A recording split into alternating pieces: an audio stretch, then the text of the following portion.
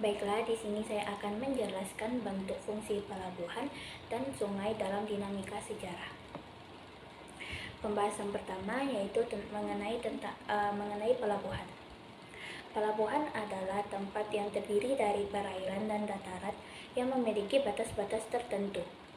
Pelabuhan memiliki fungsi yaitu sebagai tempat singgah dan berhentinya kapal, tempat naik dan turunnya penumpang, dan tempat bongkar muat barang. Di pelabuhan ini memiliki fasilitas terminal laut, di mana terdapat gudang laut sebagai tempat penyimpanan kapal untuk membongkar muatannya.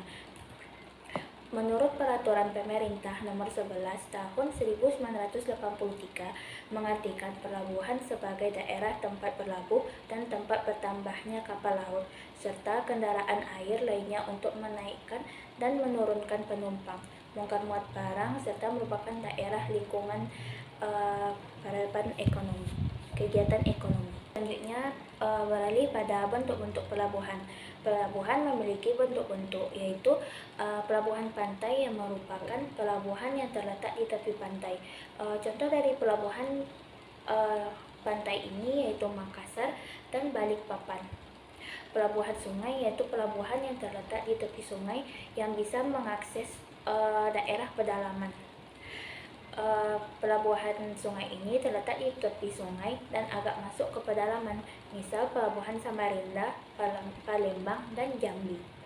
Selanjutnya pelabuhan alam, yaitu Natural and Protect Harbor, merupakan daerah yang terlindungi dari badai dan gelombang secara alami, misal oleh suatu pulau maupun terletak di teluk. Selanjutnya bentuk pelabuhan buatan, yaitu daerah yang dilindungi dari pengaruh gelombang dan bangunan pelindung atau breakwater.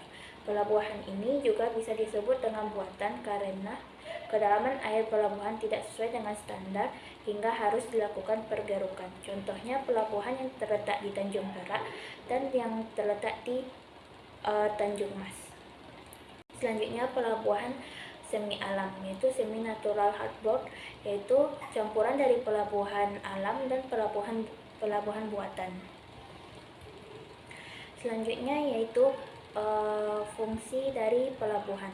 Pelabuhan memiliki fungsi-fungsi tertentu seperti pusat perdagangan sebagai tempat gerbang ekonomi, sebagai interaksi budaya, sebagai militer dan pertahanan, dan sebagai pengembangan infrastruktur. Pembahasan mengenai sungai. Sungai dalam sejarah sudah mencatat bahwa awal peradaban dimulai dari sungai karena di dalamnya terjadi kegiatan, dan awal mula kegiatan itu dimulai dari sungai, dan sungai sangat dibutuhkan bagi manusia dan alam. Sungai di samping menjadi sarana transportasi yang menghubungkan daerah pantai hingga pedalaman, rupanya juga menjadi sarana untuk melakukan pertukaran pikiran melalui kelompok satu juga kelompok lainnya. Selanjutnya mengenai bentuk-bentuk sungai. Sungai memiliki bentuk-bentuk dan fungsi bagi sejarah. Yang pertama yaitu Sungai Mender atau sungai berkelok-kelok. Sungai Mender atau sungai berkelok-kelok memiliki aliran yang berkelok-kelok, kebanyakan disebabkan oleh proses erosi lateral. Dalam dinamika sejarah, Sungai Mender sering menjadi pusat peradaban karena alirannya yang lambat dan lahan di sekitarnya yang subur. Selanjutnya Sungai Lurus. Dalam dinamika sejarah, Sungai Lurus ini seringkali digunakan untuk transportasi dan perdagangan. Contoh dari Sungai Lurus dalam sejarah yaitu Sungai Musi dalam Kerajaan Sriwijaya. Selanjutnya Sungai Becabang.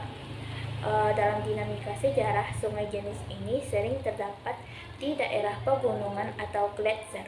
Misalnya Sungai Mahakam di Kalimantan Timur dalam sejarah dijadikan sebagai urat nadi bagi peradaban lokal, yaitu dalam Kerajaan Kutai. Selanjutnya Sungai Delta. Sungai ini biasanya subur dan strategis sehingga memainkan peran penting dalam dinamika sejarah. Sungai Delta yaitu Sungai Musi memainkan peranan penting dalam Kerajaan Sriwijaya. Dengan adanya wilayah delta ini memudahkan akses pelabuhan Palembang menjadi pusat perdagangan internasional. Selanjutnya yaitu mengenai fungsi-fungsi sungai. Di Indonesia, fungsi-fungsi sungai dalam sejarah yaitu pertama, Sungai Bengawan Solo. Sebagai sumber penghidupan masyarakat Jawa Tengah, sungai ini tidak hanya dimanfaatkan sebagai sarana irigasi, melainkan juga memainkan sebagai jalur perdagangan dan transportasi. Peran aliran Sungai Bengawan Solo ini berlangsung selama masa Kerajaan Majapahit, khususnya dalam sektor perdagangan.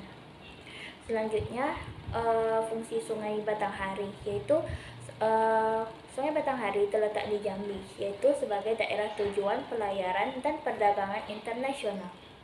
Jalur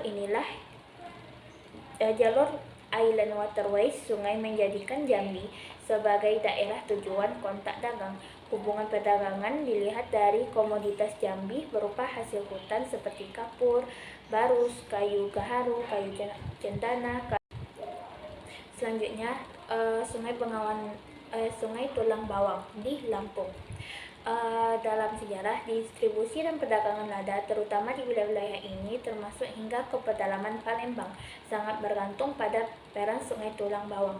Sungai Tulang Bawang sepanjang sekitar 136 km ini memiliki sekitar 6 anak sungai lain yang memiliki panjang lebih dari 100 km. Selanjutnya, fungsi Sungai Musi di Palembang. Sungai Musi merupakan urat nadi kehidupan masyarakat Palembang sejak zaman Kerajaan Sriwijaya.